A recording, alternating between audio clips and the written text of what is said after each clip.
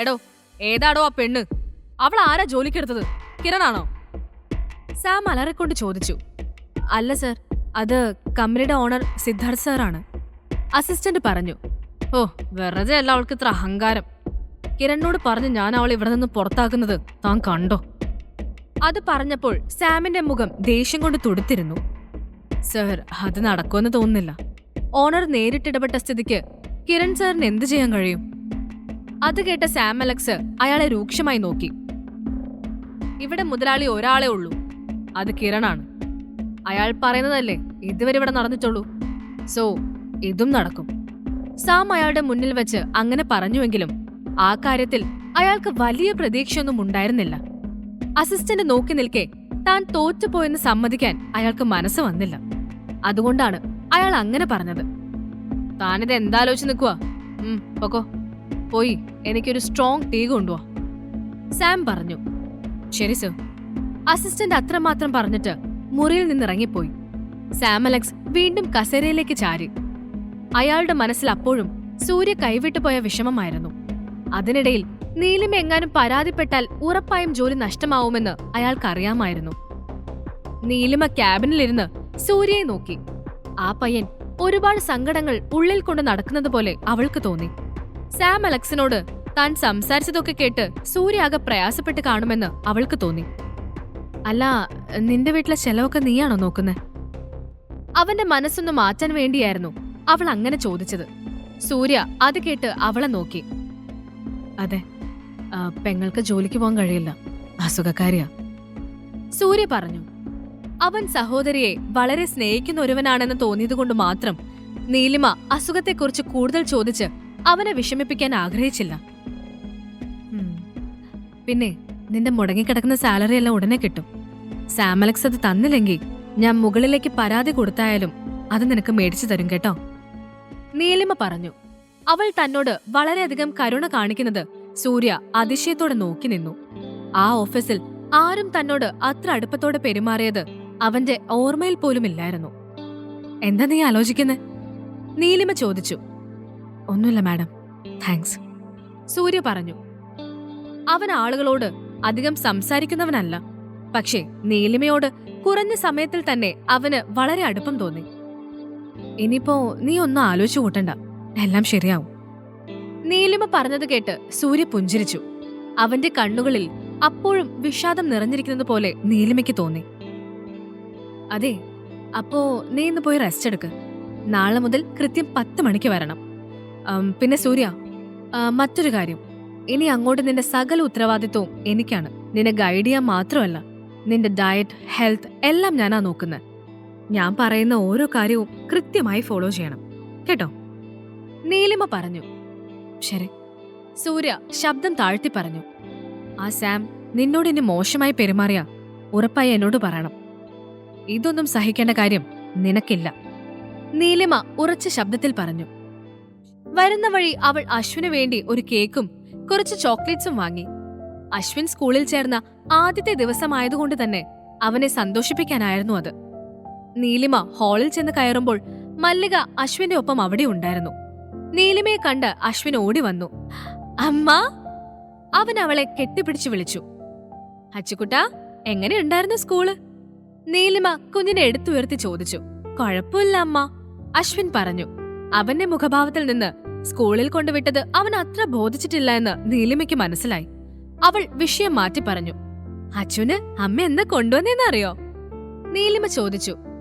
എന്താ? അശ്വിൻ അവളെ നോക്കി ചോദിച്ചു. നീലിമ അതിനു മറുപടി പറയാതെ കേക്ക് ബോക്സ് ഉള്ള കവർ എടുത്തുകൊണ്ടുവന്ന് അവനെ കാണിച്ചു. അശ്വിൻ ഉത്സാഹത്തോടെ അത് വാങ്ങി. ഹായ്, കേക്ക്, അശ്വിൻ പറഞ്ഞു. അശ്വിൻ കേക്കും ചോക്ലേറ്റും എല്ലാം എടുത്ത് മല്ലികയുടെ അടുത്തേക്ക് നീങ്ങി. മല്ലിക മുത്തശ്ശി, ഇതൊന്ന് കട്ട് ചെയ്ത് തരുവോ? അശ്വിൻ ചോദിച്ചു. അത് കേട്ട് മല്ലിക അവനെ നോക്കി. പിന്നെന്താ അച്ചുകൂട്ടാ? മല്ലിക അവന്റെ കവിളിൽ ചുംബിച്ച ശേഷം കേക്ക് മുറിക്കാൻ തുടങ്ങി. കുഞ്ഞെ, ചായ എടുക്കട്ടെ ഞാൻ? മല്ലിക അതിനിടയിൽ നീലിമയോട് ചോദിച്ചു. ഇപ്പൊ വേണ്ട മല്ലികാമേ, ഞാനൊന്ന് കുളിക്കട്ടെ. അല്ല, സിദ്ധാർത്ഥ് വന്നില്ലേ? നീലിമ സിദ്ധാർത്ഥിന്റെ കാറ് പുറത്ത് കാണാത്തത് കൊണ്ട് ചോദിച്ചു. ഇല്ല, ഇന്നിനി വരുമെന്ന് ആർക്കറിയാം, നല്ല തിരക്കാണെന്ന് പറഞ്ഞിരുന്നു, മല്ലിക പറഞ്ഞു. അത് കേട്ട് നീലിമയ്ക്ക് എന്തൊരു വിഷമം പോലെ തോന്നി. ഇയാള് വീട്ടിലേക്ക് വരില്ലേ, എന്നോട് കൂടി ഒന്ന് പറഞ്ഞൂടെ? സിദ്ധാർത്ഥ് അന്ന് വരില്ല എന്നറിഞ്ഞപ്പോൾ മുതൽ അവളുടെ മനസ്സിൽ സിദ്ധാർത്ഥിനെ കുറിച്ചുള്ള ചിന്ത മാത്രമേ ഉണ്ടായിരുന്നുള്ളൂ. അപ്പോൾ മല്ലിക ഒരു കപ്പ് ചായയുമായി അവിടേക്ക് വന്നു. അല്ല, കുഞ്ഞെന്താ വല്ലാതിരിക്കുന്നേ? ജോലി ഇഷ്ടായില്ലേ? മല്ലിക ചോദിച്ചു. ഒന്നുമില്ല മല്ലികാമ്മ, ജോലിയൊക്കെ അടിപൊളിയാണ്.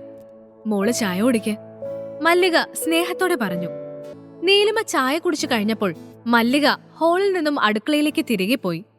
നീലിമ സിദ്ധാർത്ഥിനെ പ്രതീക്ഷിച്ചെന്ന പോലെ ഇടയ്ക്കിടെ വരാന്തയിലേക്ക് നോക്കി. സമയം ഒരുപാട് കടന്നുപോയി. സിദ്ധാർത്ഥ് മടങ്ങി വന്നില്ല. ഹാളിലിരുന്ന് അവൾ എപ്പോഴോ മയങ്ങിപ്പോയി. ഓഫീസിൽ പലവിധ തിരക്കുകളിൽ കുടുങ്ങിയതുകൊണ്ട് സിദ്ധാർത്ഥ് വീട്ടിലെത്താൻ വല്ലാതെ വൈകിയിരുന്നു. അവൻ വീട്ടിലേക്ക് കയറി ചെല്ലുമ്പോൾ ഹാളിൽ നീലിമ ചാഞ്ഞു കിടന്നുറങ്ങുന്നതാണ് കാണുന്നത്. അവളുടെ മുടിയിഴകൾ കാറ്റിൽ ഇളകുന്നുണ്ട്. അവൾ അങ്ങനെ നോക്കി നിൽക്കെ അവൾക്ക് ഇതുവരെ തോന്നാത്തത്രയും സൗന്ദര്യമുണ്ടെന്ന് സിദ്ധാർത്ഥിന് തോന്നി. നീലിമ ഇടയിൽ എപ്പോഴോ കണ്ണു തുറക്കുമ്പോൾ അടുത്ത് തന്നെ നോക്കി നിൽക്കുന്ന സിദ്ധാർത്ഥിനെ കണ്ടു. എപ്പോഴാ വന്നേ? നീലിമ ചോദിച്ചു.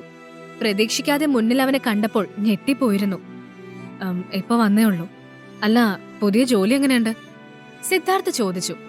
ഒരു കാര്യവും അത്ര കരുതലോടെ ചോദിക്കാത്ത സിദ്ധാർത്ഥ് പെട്ടെന്ന് അങ്ങനെ ചോദിച്ചപ്പോൾ നീലിമയ്ക്ക് അതിശയം തോന്നി. കുഴപ്പമില്ല, നല്ല ജോലിയാ. ഹാ, സിദ്ധു കുഞ്ഞു വന്നോ?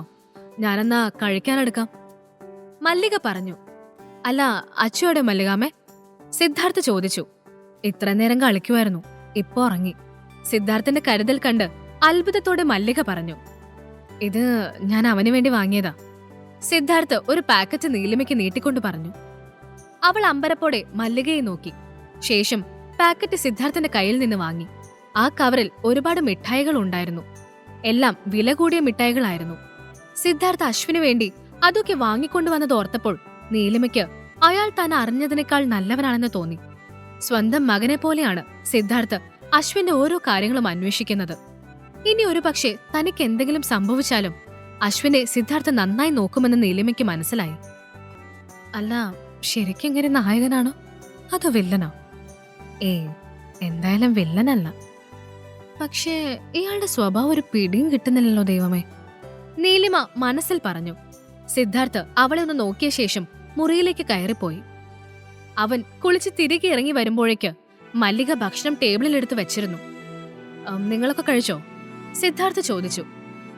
അച്ചു കഴിച്ചു. നീലിമ സിദ്ധുമോൻ വന്നിട്ട് കഴിക്കാമെന്ന് പറഞ്ഞ് മല്ലിക പറഞ്ഞു. അത് കേട്ട് സിദ്ധാർത്ഥ നീലിമയെ നോക്കി. അവൾക്ക് ആകെ ചമ്മല് പോലെ തോന്നി. സിദ്ധാർത്ഥ് ഇപ്പോൾ തന്നോട് ചൂടാവുമെന്ന് അവൾ ഊഹിച്ചു. പക്ഷേ അങ്ങനെ ഉണ്ടായില്ല. തനിക്ക് വിശന്നാ കഴിച്ചോണം, എന്നെ എന്നല്ല ആരെയും കാത്തിരിക്കണ്ട, സിദ്ധാർത്ഥ് സൗമ്യമായി പറഞ്ഞു. നീലിമ അതിന് മറുപടി പറഞ്ഞില്ല. എന്നാ വാ കഴിക്കാം, മല്ലികാമേ ഇരിക്ക്, സിദ്ധാർത്ഥ് അവളെയും മല്ലികയും നോക്കി പറഞ്ഞു. നീലിമ അവന്റെ അടുത്തുള്ള കസേരയിൽ ചെന്നിരുന്നു. അവർക്കെല്ലാം ഭക്ഷണം വിളമ്പിയ ശേഷം മല്ലികയും കഴിക്കാനിരുന്നു. അല്ല, അച്ഛന് സ്കൂൾ ഇഷ്ടായോ? സിദ്ധാർത്ഥ് ചോദിച്ചു. കുഴപ്പമില്ലെന്ന് അവൻ പറഞ്ഞത്, നീലിമ പറഞ്ഞു. സിദ്ധാർത്ഥ് വളരെ സ്നേഹത്തോടെ ഇത്തരം ചോദ്യങ്ങൾ ചോദിക്കുമ്പോഴെല്ലാം അവൾക്ക് അത്ഭുതമാണ്. കാരണം തന്റെ മകനെ ഇങ്ങനെ നോക്കേണ്ട ഒരു കാര്യവും സിദ്ധാർത്ഥിനില്ല എന്ന് അവൾക്കറിയാമായിരുന്നു. മോനെ സിദ്ധു, നാളെ അച്ഛന്റെ ഒപ്പം നിങ്ങൾ രണ്ടുപേരും പോണം, മല്ലിക പറഞ്ഞു. അതെന്തിനാ മല്ലികാമേ? നീലിമ ചോദിച്ചു. കുഞ്ഞിന് ഡാഡി സ്കൂളിൽ കൊണ്ട് വിടാഞ്ഞതുകൊണ്ട് നല്ല വിഷമമുണ്ട്. അവൻ എന്നോട് അതേക്കുറിച്ച് സംസാരിച്ചിരുന്നു, അതാ ഞാൻ പറഞ്ഞ.